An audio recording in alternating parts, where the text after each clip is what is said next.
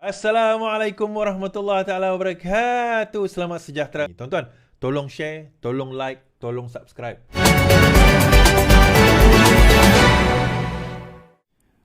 Hadi kata tiada DNAA dalam Islam, kata beliau. Kejap. Saya kena cari. Jangan kata saya nipu pula. Okey.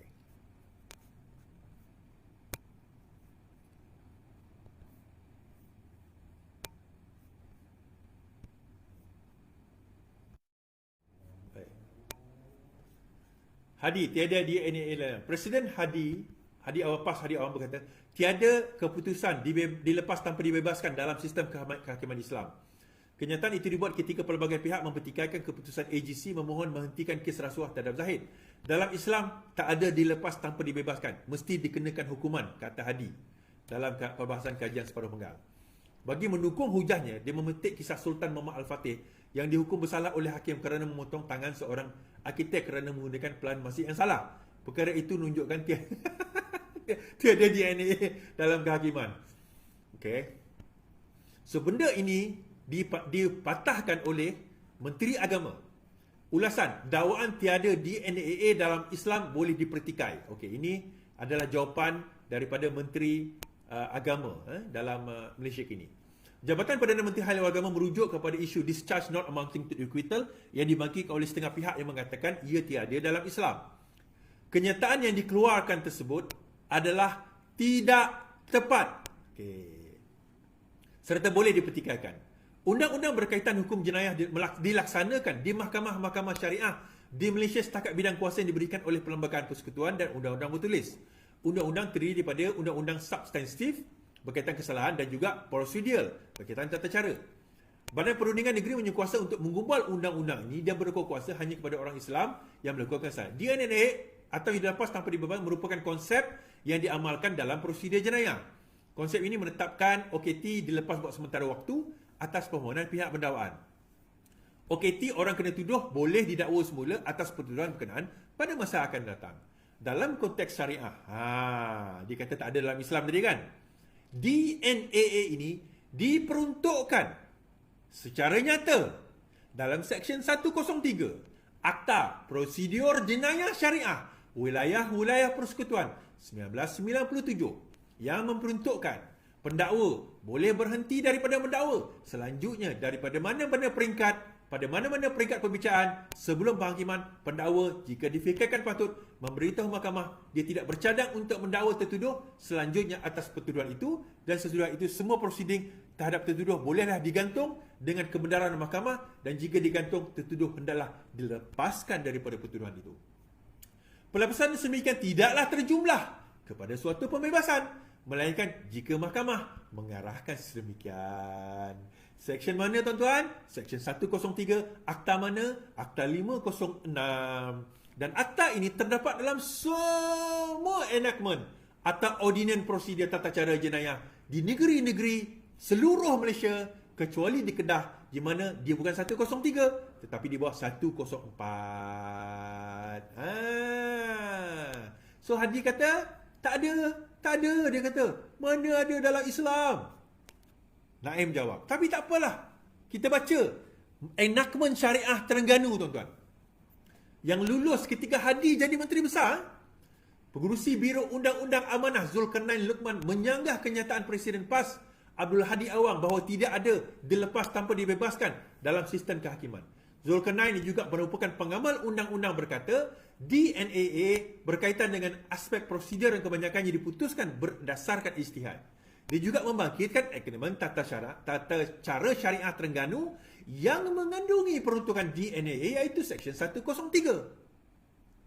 Yang dibacakan tadi, Seksyen 103 yang saya sebut tadi itu, pelepasan sedemikian tidaklah terjumlah kepada suatu pembebasan, melainkan jika mahkamah mengarahkan sedemikian. Alahai, kena kencing rupanya. Belancun kena kencing walaupun tuan-tuan. Kisah cerita macam ni lah. Tuan-tuan, dia macam ni. Dalam Islam ni, kita kena faham. Dia ada 2 hukum besar. 3 lah. Dia ada hudud, dia ada takzir, kemudian dia ada hudud, dia ada qisas, dia ada takzir. Ini hukum jinayat. Kalau kita baca buku hukum jinayat macam saya kata tadi, saya belajar basic syariah. Saya belajar basic, saya tak mendalam dan tak praktis syariah, tapi saya belajar basic syariah. Dia ada 3 hukum jinayah. Hukum jinayah ni dia ada 3. Dia ada hudud, dia ada qisas, dan dia ada takzir.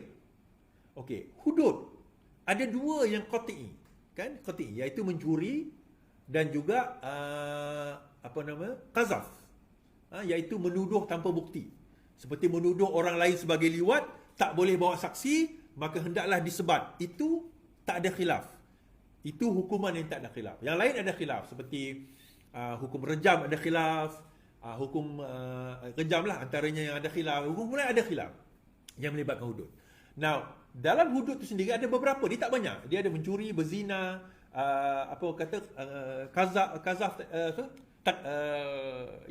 menuduh orang suci tadi. Ini adalah hukum yang ada dalam hudud, tak banyak, ada beberapa. Satu lagi, kisas ni bunuh balas. Okey, itu satu. Selain daripada ini, ada satu undang-undang di dalam Islam dinamakan hukum takzir.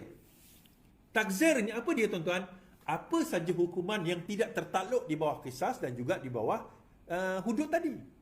So apa saja, anything, traffic light, nak saman ke tak saman, budak-budak RXZ bawa motor standard ke motor modified, nak saman ke tidak, itu semua di bawah takzir. Boleh ke? Boleh. Adakah itu mengikut acuan dan cara Islam? Ya. Tak ada salah. Takzir itu cara Islam lah. Okay? So, DNAA ni bawah mana? DNAA ni bawah takzir. Takzir ni arti kata terpulang kepada budi bicara, kehakiman ataupun kerajaan negeri itu tak menentukan apa saja. So, bila dia memetik cerita Muhammad Al-Fatih tadi kena hukum sebab apa memotong tangan bla bla bla sebagainya, menunjukkan itu bukan takzir, itu maksudnya kesalahan itu telah dilakukan dan telah dibuktikan ke mahkamah. Dia tak boleh guna hujah tu untuk DNAA pun. Salah ke laut tu Haji ke laut hujah tu. Saya tak faham lah. Benda tu benda basic. Dalam Islam benda tu benda basic. Takkan benda tu pun tak tahu. Saya tak faham. Kan? Saya tak faham. Kat mana yang dia tak faham takzir tu kat mana? Benda tu benda yang paling asas. Tak, tuan-tuan? Yelah, kita boleh gelak lah. Kita kata, alah Is, benda tu benda kecil je Is. Yelah tuan-tuan, saya ni mungkin kita faham bab-bab tersebut. Tapi majoriti rakyat kita tak faham. Dia tak tahu. Jadi dia ingat, oh betul ke Islam ni tak ada benda-benda itu. Oh betul ke Islam tu tak ada begitu, tak ada begini. Oh betul ke Islam ni begitu begini. Oh betul ke Islam tu ke belakang di sebagai ini. Tak. Undang-undang Islam ni sebenarnya ke depan, tuan-tuan. Sangat ke depan. Dan kita ada undang-undang, kita dah mature dalam undang-undang jenayah kita. In fact, innocent until proven guilty, tidak bersalah sehingga dibuktikan bersalah, itu diambil daripada hadis. Daripada prinsip hukum Islam itu sendiri sebenarnya. Ada hadis.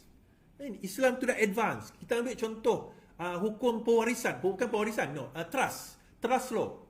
Undang-undang amanah. Undang-undang amanah itu Islam advance. Surah An-Nisa dah menyebut tentang undang-undang amanah. Trust law.